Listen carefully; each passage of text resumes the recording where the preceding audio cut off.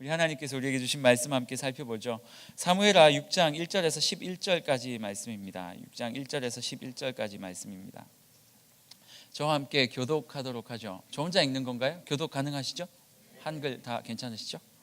예. 6장 1절 제가 먼저 읽겠습니다.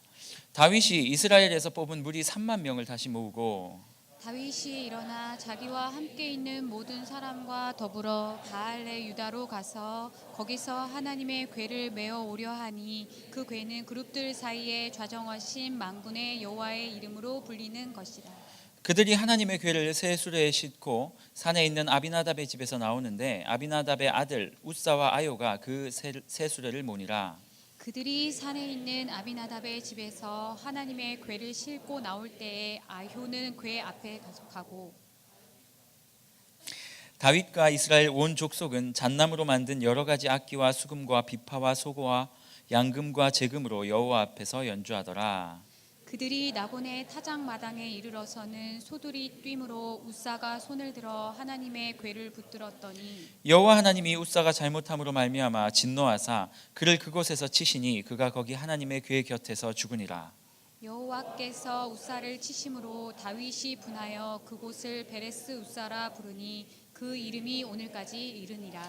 다윗이 그날에 여호와를 두려워하여 이르되 여호와의 궤가 어찌 내게로 오리요 하고 다윗이 여호와의 궤를 옮겨 다윗성 자기에게로 메어 가기를 즐겨하지 아니하고 가드 사람 오벳에돔의 집으로 메어 간지라. 같이 읽죠. 시작. 여호와의 궤가 가드 사람 오벳에돔의 집에 석 달을 있었는데 여호와께서 오벳에돔과 그의 온 집에 복을 주시니라. 아멘. 여러분 루돌프 사슴을 본 적 있으십니까? 없으세요? 도대체 저 목사가 뭔 소리를 하려고 지금 루돌프 저 루돌프 사슴 봤어요. 뭐 했는데 웃으시죠? 저희 아들이 지금 3살, 이제 4살이 됐는데 27개월밖에 안 됐어요. 아직 조금해요. 이 아들에게 제가 한 달 지금 쉬었거든요. 11월 말에 사임을 하고 1월 1일 부임하는 동안 한 달을 쉬었는데 저희 아내에게 그랬어요. 여보, 나 이 아들에게, 우리 예찬인데 예찬이에게 15년 동안의 추억을 심어주겠다. 한 달 동안 앞으로 사역하면 바쁠 테니까 15년간의 추억을 심겠다라고 이야기를 하고 시작을 했어요. 물론 놀이동산 한 번밖에 못 갔다 왔어요. 지난주였죠. 이번 주 중에 우리 예찬이를 데리고, 여러분들 뭐 가보셨을지 모르겠지만 서울에 가면 롯데월드라는 곳이 있습니다. 롯데월드는 뭐 하는 곳이냐면 놀이동산을 하는 곳인데요. 여러분 뭔 소리죠? 막 놀이기구도 타고 하는. 저희 아들이 태어나서 처음으로 그것을 데리고 갔어요. 신기해서 난리가 난 거예요. 막 휘둥그레져가지고 뭐 다 막 성탄 지났는데도 막 흰 눈 사이로 썰매 끌면서 막 다니는 거예요. 그래서 우리 아들이 막 놀래가지고 아빠 이러고 뭐 사슴 뭐 요 정도 수준의 이야기를 하는 친구니까 사슴 우와 뭐 오 저거 봐요 막 이러고, 아들이 그렇게 흥분을 한 나머지 실례를 했어요. 그래서 이 친구가 하면 안 될 짓을 했어요. 그래서 응아를 한 거죠. 아들이 응가를 해가지고 저희 아내가 그 아들의 이제 응가한 걸 처리를 해줘야 되니까 저희 아내와 함께 그 베이비 케어가 어디 있는지 이렇게 살펴보기 시작했어요. 아이들 이제 기저귀 치워주고 뭐 모유수유하고 하는 곳이 있는데 겨우겨우 찾아가지고 모유수유하러 모유수유가 아니죠. 기저귀 가려 갔는데 저는 밖에 있고 이제 안에 못 들어가고 밖에 서 있었어요. 거기에서 놀라운 장면을 목격을 한 거예요. 사슴들이 있는 거예요. 루돌프 사슴들이, 갈색 루돌프 사슴들이 제 옆에 있는 거예요. 제가 몇 번을 놀랐어요. 왜 놀랐냐면 첫 번째는 사슴이 있어서 놀랐어요. 도대체 이 사슴들이 여기 왜 있지? 사람들이 분장을 하고 공연을 하기 위해서 준비하는 곳이었나 봐요. 깜짝 놀랐어요. 사슴들이 여기 왜 있지? 그것 때문에 처음 놀랐고, 두 번째는 뭐냐면 이 사슴들의 태도를 보고 놀랐어요. 세상 다산폼이에요.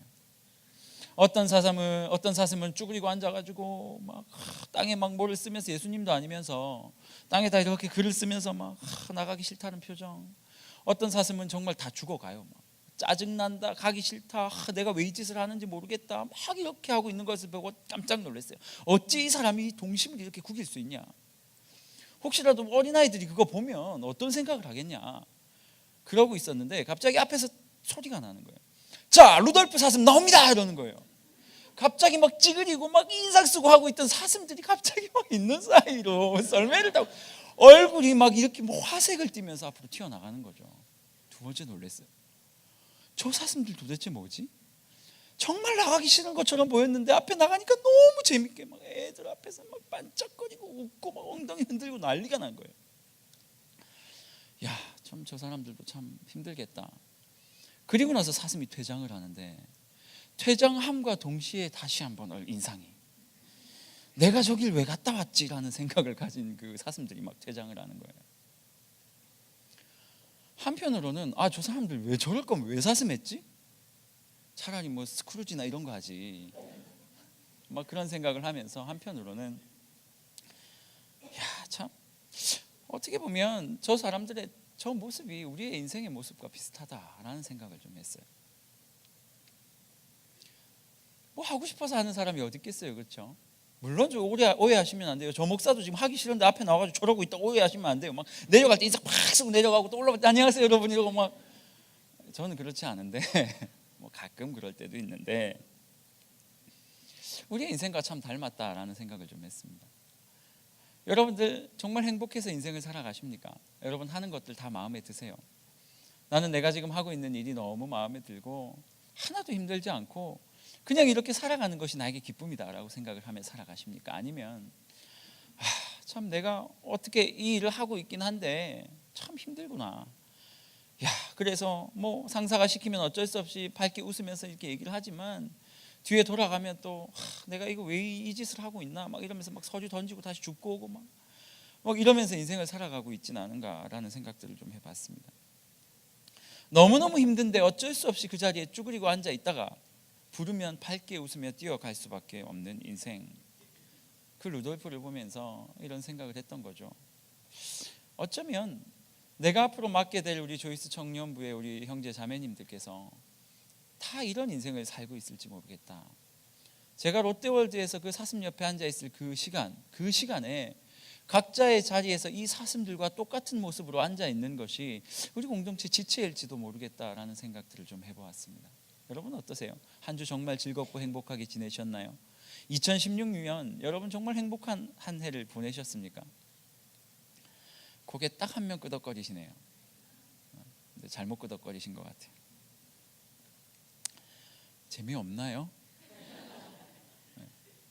저는 개그에 굉장히 목말라 있는 사람입니다. 그러니까 웃기는 것 같다 싶으면 웃으시면 돼요. 한 3개월 있으면 다 웃게 돼 있을 거예요. 뭐 우리의 개인의 삶에도 이렇게 힘든데 개인의 삶도 이렇게 힘든데 전 나라적으로 국가적으로도 너무 힘든 상황이 있죠. 성탄절 저녁이었어요. 그때도 아직은 여전히 저에겐 휴식의 기간이었어요. 뭐 아직 분당 우리 교회 사역을 시작하지 않았기 때문에 교회에 올 수도 없었고 오전 예배를 드리고 집에 가서 이번 성탄절은 정말 아들의 15년 추억이니까 정말 집에서 아들과 추억을 쌓아야 되겠다라고 생각을 집에 가서 잤어요. 자다가 일어나가지고 저녁을 먹고 아들을 재우고 아내와 함께 이렇게 소파에 앉아가지고 이야기를 하고 있는데 제 아내가 그런 얘기를 해요. 무슨 세월호 뭐 이런 거 한다고 다큐멘터리에 이거 지금 녹화되고 있는 거죠. 뭐 그런 걸 한다고 많은 사람들이 그거를 기다리고 있대요. 그게 뭔데? 그러니까 이런 뭐 엑스파일인가 뭐래요. 그래? 그러면 우리도 그걸 봐야 되나? 하고 소파에 앉아 있는데 문득 제 머릿속에 뭐가 지나쳐 가냐면 아니 성탄절이면 우리 예수님 생신이고 정말 주님 안에서 행복하게 기쁘게 하나님께서 우리를 위해서 탄생하신 그것들을 즐기고 사람들에게 그 사랑을 나누고 뭐 이렇게 살아야 하는 것이 성탄절인데 우리는 뭘 하고 있냐면 많은 전 국민들은 뭐 하고 있냐면 지금 그 세월호 그거 보려고 그 TV 앞에 앉아 있고 좀 늦게 했잖아요. 보셨어요? 좀 늦게 했잖아요. 몇십 분 늦게 했어요. 그러니까 막 삐이버에 댓글이 막 달리는 거예요. 이것도 뭐 혹시 뭐 저기서 뭐 방해 공작을 하는 게 아니냐 뭐 이러면서 막 글이 올라오고 많은 사람들이 텔레비 앞에서 그걸 기다리고 있는 그 모습을 보면서 성탄을 그렇게 즐길 수밖에 없는 우리의 모습을 보면서 마음이 너무 아픈 거예요. 주인공 예수님도 사라지셨고 우리에겐 더 이상 행복하고 기쁜 날이 아니라 우리의 마음을 더 아프게 하는. 제가 아내한테 그래서 여보 나 그거 안 볼래. 나 그거 보면 마음이 너무 아플 것 같아. 사실일지 아닐지도 모르지만 나 그거 보면 너무 아플 것 같고, 예전에 그 추억과 과거들, 지나갔던 그 일들이 다시 한번 생각나면 너무 힘들 것 같아. 나 안 볼래 그랬는데 자꾸 이게 늦어지니까 호기심이 생기더라고요. 그래서 봤어요.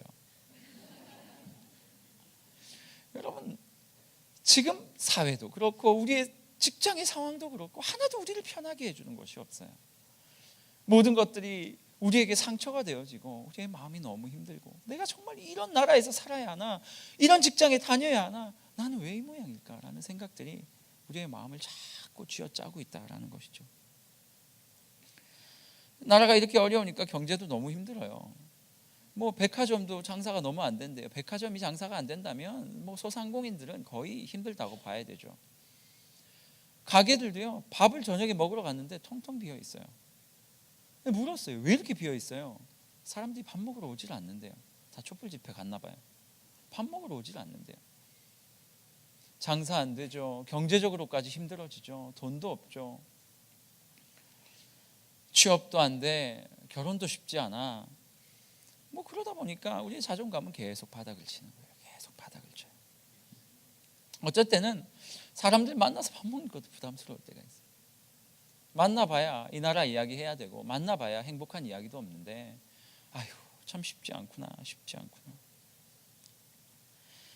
여러분 어떻습니까? 게다가 AI 이거 어떻게 할 거예요? 이제 계란도 못 먹어요. 그래서 계란 후라이 얼마나 좋아하는데, 저는 반숙보다 완숙을 좋아하거든요. 그것도 못 먹어요. 슬퍼요. 우리 공동체에 닭 좋아하는 형제님이 있다고 얘기를 들었는데, 공동체가 아니고 우리 교육자 중에 있습니다. 이제 닭도 못 먹으러 갈 것 같고, 이 마음을 달래줄 만한 것이 없는 것 같습니다. 이런 생각 저런 생각하면서, 내가 목사인데 우리 청년분들에게 도대체 어떻게 그들에게 해답을 줄 수 있을까? 뭐 제가 어떻게 해답을 주겠어요. 하지만 도대체 이렇게 시리에 빠진 성도들을 어떻게 도울 수 있고 그들을 어떻게 섬겨야 할까라는 고민이 막 드는 거예요. 고민이 막 들어요. 그렇게 고민을 하다가 성경을 읽는데 오늘 본문이 제 마음에 싹 들어왔어요. 오늘 본문. 설교 짧게 할 거예요. 아직 본문 안 들어갔지만 오늘 본문은 되게 간단해요. 다윗이 이제 왕 되고 나니까 뭐 아무튼 실질적인 필요도 있었고, 어쨌든 저기 아비나답이라는 사람의 집에 법궤가 있는데 그 법궤를 어쨌든 가져와야 될 것 같은 생각이 드는 거죠. 왜냐하면 법궤는 하나님과 함께함, 임재를 상징했으니까. 그래서 법궤 들고 오자 그래서 군사들 3만 명 모아가지고 법궤 들고 오다가 몇 명 데리고 3만 명과 함께 법궤를 이렇게 수레에다 실어가지고 이렇게 질질질질 끌고 오는데 갑자기 어디에 이르더니 소들이 놀래가지고 막 날뛰는 거예요. 아마 AI가 있었나 봐요. 소들이 깜짝 놀라서 이거 뭐지 하고 딱 날뛰었는데 갑자기 법궤가 떨어지려고 붕 공중에 뜨니까 옆에 있던 우사라는 사람이 깜짝 놀란 거예요. 이 법궤는 하나님 계신 너무 소중한 거니까 이 법궤가 따니까 안 되겠다, 이거를 내가 막아야 되겠다 이러면서 우사 이러면서 딱 잡은 거예요. 딱 잡았는데 하나님께서 그걸 보고 너 감히 네가 법궤를 만지냐 이러고 죽여버린 거예요. 다윗이 깜짝 놀래요. 내가 법궤의 위력은 알았지만 이 정도로 무서운 거냐? 내가 이 법궤를 가지고 왔다가 이 나도 죽으면 어떻게 하지? 하나님이 지금 진노하고 계신 것 같은데 이놈 안 되겠다. 이거 일단 그 옆에 있는 아무 집이나 갖다 넣어라. 그래서 법궤가 어디 들어갔냐면 오늘 설교 본문 제목처럼 오벳 에돔이라는 사람의 집에 법궤가 쏙 들어갔어요. 뭐 이 이야기는 조금 이따 설명을 하겠지만, 그런데 오늘 11절에 보면 이렇게 말하고 있어요. 성경이 11절에 뭐라고 말하고 있냐면, 여호와의 궤가 가드 사람 오벳 에돔의 집에 석 달을 있었는데 여호와께서 오벳 에돔과 그의 온 집에 복을 주시니라. 성경을 읽다가 복 얘기 나오니까 제가 딱 꽂힌 거예요. 제가 뭐 복을 너무 복 좋아하죠. 뭐 먹는 복도 좋아하고 복 좋아합니다. 왜 안 웃죠? 아니 우리 청년들, 시리에 빠진 청년분들, 성도들에게 어떻게 위로할 수 있을까라고 생각을 하는데 복을 받았다 그러니까 도대체 이 사람이 왜 복 받았지라는 생각이 드는 거예요. 왜 복 받았지? 도대체 뭐에서 복 받았어요? 한 번 더 묻겠죠. 뭐에서 복 받았어요? 그런데 오늘 본문에서 뭐라고 말하고 있냐면 이런 반응을 좋아합니다. 네. 오늘 성경은 뭐라고 말하고 있냐면 오벳 에돔이라는 사람의 집에 그 괴가 들어가 있었는데 이 사람이 뭐 했다는 얘기 하나도 없어요. 그냥 그 사람의 집에 하나님의 괴가 들어갔는데 그것으로 말미암아 석 달 동안 이 사람이 엄청난 복을 받았더라. 이거구나. 이거구나. 여러분, 오벳 에돔이라는 사람이 얼만큼 큰 복을 받았는 줄 아세요? 그 사람 역대상 26장에 보면요, 오벳 에돔의 아들들이 하나님의 성전의 문지기의 수장으로서 섬겼다라고 말을 하고 있고요, 한두 명이 아니고 여러 아들들이, 또 다른 아들들은 그 성전의 재정을 맡았다라고 말하고 있어요. 여러분, 공동체에서도 회개 아무나 안 시키는 거 아시죠? 돈을 맡으니까 아무나 안 시켜요. 또 두 번째, 스트레스를 너무 받는데 그걸 이겨낼 수 있는 사람만 할 수 있어요. 회개는 정말 신뢰하는 사람에게 시키죠. 여러분, 오벳 에돔이라는 사람의 아들들이 하나님의 성전 앞에 문지기를 했고, 여러분, 이 성전의 문지기는 어떤 사람이냐면 안식일이 되면 문을 쾅 닫아버려요. 그런데 밖에서 급한 일이 오면 파발마가 막 뛰어오는 거예요. 달그락 달그락 달그락 달그락 이러면서 뛰어와가지고 여기 급한 소식이 있어요 라고 이야기를 하면 문지기가 나가서 무슨 급한 소식인지 나에게 말하시오 그러는 거예요. 그럼 이 사람이 이야기를 하면 문지기가 그 얘기를 듣고 안에다 성에다 고하는 거예요. 만약 이 문지기를 믿지 못한다면, 이 사람을, 이상한 사람을 세웠다면 뭐 전쟁이 났어요 이랬는데 문지기가 들어가서 잘못 듣고 막 다른 게 뭐 축제가 벌어졌대 뭐 이렇게 할 사람을 세우면 나라가 망할 수도 있으니까 성전의 문지기는 너무 중요한 사람이에요. 목사님, 이스라엘 백성 중에 누구 하나는 문지기를 해야 되니까 우연히 오벳 에돔의 아들이 했겠죠. 뭐 회개도 그냥 우연히 했겠죠. 뭘 그걸 가지고 복 받았다고 이야기를 하세요? 오벳 에돔은요, 오벳 에돔이라는 이 사람의 이름은요, 오늘 성경에 뭐라고 말하고 있냐면 가드 사람 오벳 에돔이라고 말하고 있어요. 그럼 가드가 어느 동네에 있는 어느 동네? 가드가 누가 살던 곳이에요? 대답 안 하실 줄 알았어요. 몰라서 안 하신 건 아니라고 믿습니다. 가드는 여러분 블레셋 사람들이 살던 도시예요. 블레셋 사람들은 어떤 사람이냐면 이스라엘 백성들이 죽여야 될 가장 첫 번째 척결 1호 대상들이었어요. 척결 대상 1호였어요. 하나님께서 여호수아에게 이스라엘 땅을 정복하라고 그들을 보냈을 때 블레셋 사람들을 다 진멸했어요. 나중에 사사기가 왜 벌어지냐면 그 블레셋 사람들 진멸 안 했기 때문에 사사기가 온 거예요. 왜요? 그들이 힘이 세고 막 이렇게 보이니까 노예 삼으려고 남겨놨다가 남겨서 노예를 삼았다 그 노예들이 나중에 좀 강성해져가지고 이스라엘 다시 쳐서 사사기가 온 거예요. 그러니 블레셋이라는 민족은 이스라엘과 뭐 원수 아니면 노예 아니면 쟤네들은 먼저 죽였어야 되는데 왜 안 죽였지 뭐 이런 사람들이에요. 얼마나 천시받았을까요? 게다가 오벳 에돔이라는 이 말은 오벳이라는 말은 뭐냐면 무엇을 섬기는 자고요. 에돔이라는 뜻은 말 그대로 에돔이에요. 에서가 만든 나라, 하나님의 약속과 전혀 상관없었던 나라. 그러니 오벳 에돔이라는 사람은 그 에서가 만들었던 그 에돔 지역을 섬기는 사람 혹은 에돔의 신을 섬기는 사람 뭐 이런 이름이에요. 그러니 이 아버지가 오벳 에돔에게 이야기를 한 거예요. 야, 이 아들을 낳았는데 이 아이를 오벳 에돔이라고 진짜 이 말은 무슨 말이냐면 너 에돔 사람들을 섬기고 그의 우상을 섬기고 에돔을 잘 섬기는 자가 되었으면 좋겠다라고 말했던 사람인 거죠. 하나님의 복이 임하려 그랬는데 아니 희한하게 여러분 다윗에게 복이 임했다면 이해가 돼요. 그런데 오벳 에돔이라는 사람, 그것도 가드 사람, 블레셋 사람, 하나님 앞에 하나님의 족속도 아니요 하나님의 언약이 있었던 사람도 아니요 이스라엘 백성에게는 원수와 같은 사람이었고 척결 대상 1호였던 사람이었는데 그 사람에게 오늘 본문은 뭐라고 말하냐면 복이 임했다라고 말하고 있는 거예요. 제가 이 본문을 보면서 무슨 생각을 했을까요? 하나님, 저도 사실은 복 받을 만한 짓을 한 사람이 아니에요. 하나님, 제 인생 가운데도 너무나도 많은 죄악이 있고 정말 토설하기도 정말 너무나도 부끄러운 죄악들도 있고 저는 제 아내가 저와 계속 살아주는 게 너무 감사해요. 저 같으면 싫을 것 같은데 이렇게 저희 아내는 알 거예요. 내가 얼마나 부족한 사람인지. 절제를 얼마나 못하면 계속 먹어요. 제가 지구촌 교회에 있었는데 거기에 있을 때 한 80, 한 3kg, 4kg의 장가를 갔어요.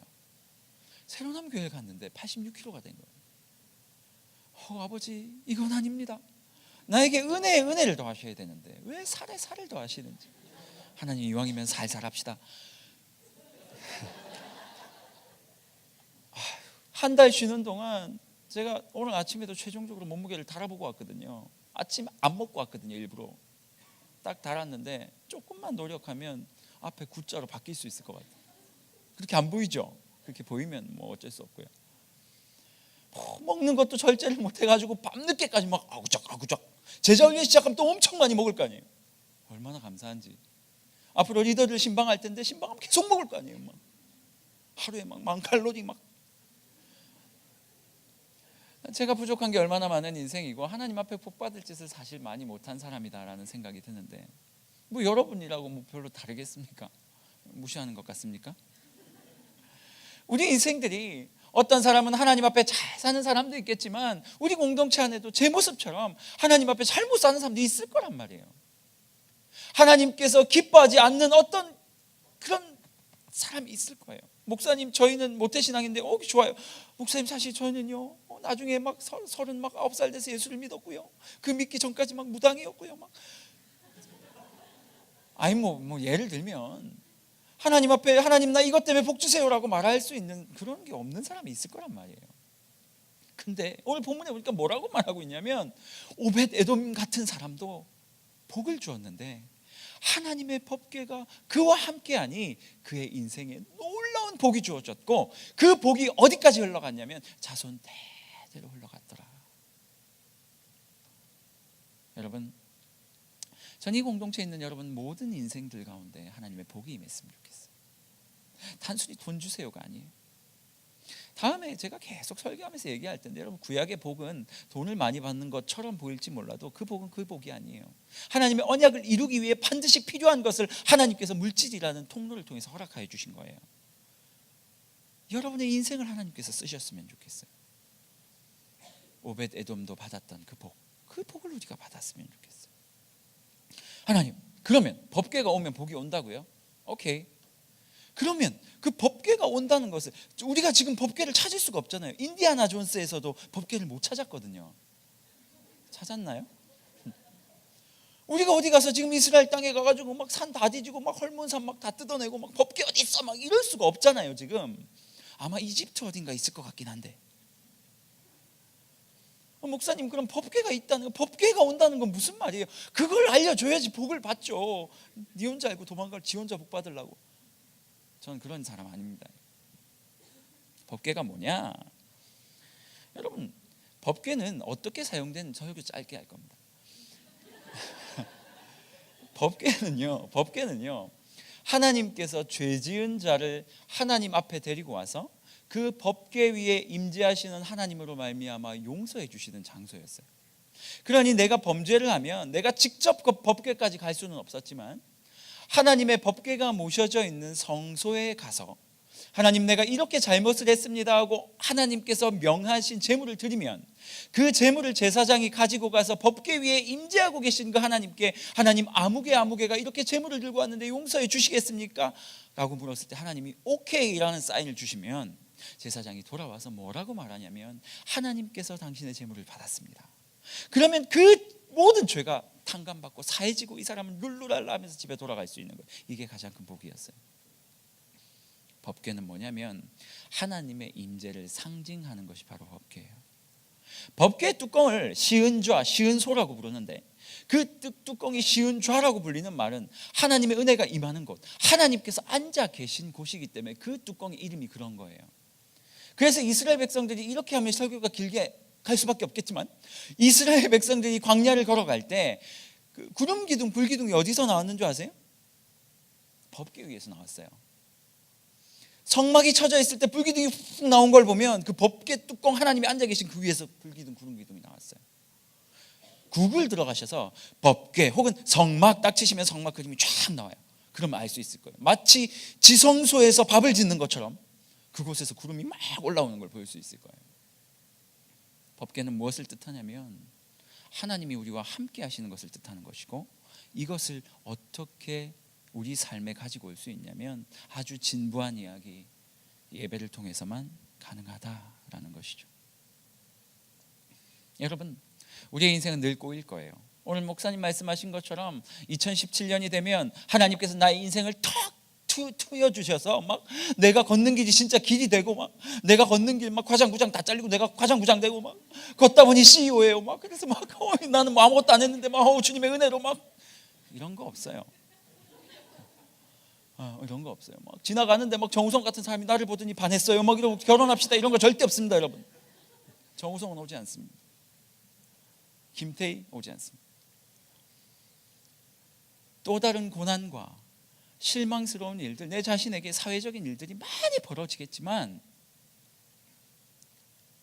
하나님께서 우리와 함께 하시면, 다르게 말하면 우리의 예배가 온전하게 하나님 앞에 드려진다면 그것을 이길 수 있는 힘을 얻을 수 있다라는 거죠. 2017년을 자꾸 생각하는데 하나님이 제 마음속에 주신 단어가 뭐냐면 회복이에요. 회복.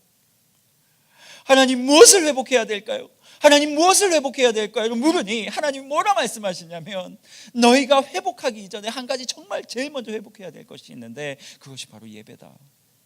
하나님, 여기 제가 지금 가는 공동체는 분당 우리 교회, 분당 우리 교회, 분당 아워처치. 한국교회에서 가장 뜨거운 예배로 소문난 그 교회가 하나님 저 뜨거워서 뛰어 죽을지도 몰라요. 쿨팩을 가지고 갈까요? 아니 하나님, 그런 교회 성도들 앞에서 제일 처음 하라는 얘기가 예배를 회복시키라고요? 제가 어떻게 해요? 네가 하는 거 아니다. 오케이, 그건 알고 있습니다. 여러분, 정말 주일에 예배에 나올 때마다 하나님의 말씀 앞에 설 때마다 여러분 갈급한 심령으로 주님을 만나길 원하십니까? 제가 목사가 됐는데요, 목사가 되면 엄청 은혜롭게 맨날 할 줄 알았어요. 목사가 되는 순간 막 예배 시간에 붕붕 떠다니는 줄 알았어요. 이곳을 덮으소서 막 다 덮이고 막 이곳을 지나소서 하면 다 지나가고 막 그냥 성령께서 나를 밟고 지나가가지고 막 난 납작해지고 막. 목사가 되면 자연스럽게 되는 줄 알았는데요, 목사가 되니까 더 안 돼요. 여러분, 오늘 본문을 읽읍시다 이러면 어떻게 해서 여기 하나 보죠 막 이러고 막. 목사 없죠? 다행이에요. 너무 다행이에요. 간사님 저를 재단하시면 안 돼요. 말씀하는 것마다 재단하고 판단하고 예배 시간엔 예배에 집중이 안 돼요. 왜 이렇게 화장실을 다니시는지, 한 번 나갔다 들어오면 따라갔다 와야 되고. 제가 오늘 2부 예배를 드렸는데 2부 예배를 드리면서 너무 감격해서 막 울었어요. 저 진짜 이찬수 목사님이 좋아지려고 그래요. 3번 만났는데 달라요. 아부하는 거 아니에요, 목사님. 진짜로 하나님께서 이 공동체 안에서 가장 먼저 회복해야 할 것이 뭐냐면 하나님을 진짜 만나는 거 있죠. 그냥 와서 공동체니까 오고 그냥 예배 드려야 되니까 드리고 이런 거 말고 진짜 예배 시간에 감격을 누리고, 그래서 세상 사람들은 이 헬조선 뭐 이 땅에 더 이상 살 수 없다, 난 이 땅을 떠나고 싶다 말할 때 그들에게 당당하게 아니 그렇지 않다, 힘들지만 우리는 살아갈 이유가 있고 그 헬조선을 다시 바꾸어서 하나님의 뭐 해븐 조선으로 바꾸든지, 이상한 뭐 조선사 같은데 하나님께서 원하시는 그 땅으로 바꿔야 할 그 소망이 있기 때문에 우리는 살아간다. 나는 그래도 이 나라를 버리지 않을 것이고 이 나라를 사랑할 것이고 내 인생 힘들고 어렵지만 내 인생을 살아가고 싶다라는 이 말을 당당하게 던질 수 있는 존재들, 바로 예배 회복부터 시작된다는 거예요. 우리가 이곳에서 드리는 예배가 회복되면 하나님이 우리 가운데 임재하실 것이고, 하나님이 오시면 여러분의 시각과 생각을 바꾸실 것이고, 그 시각과 생각이 바뀌면 고통이 기쁨이 될 수 있더라.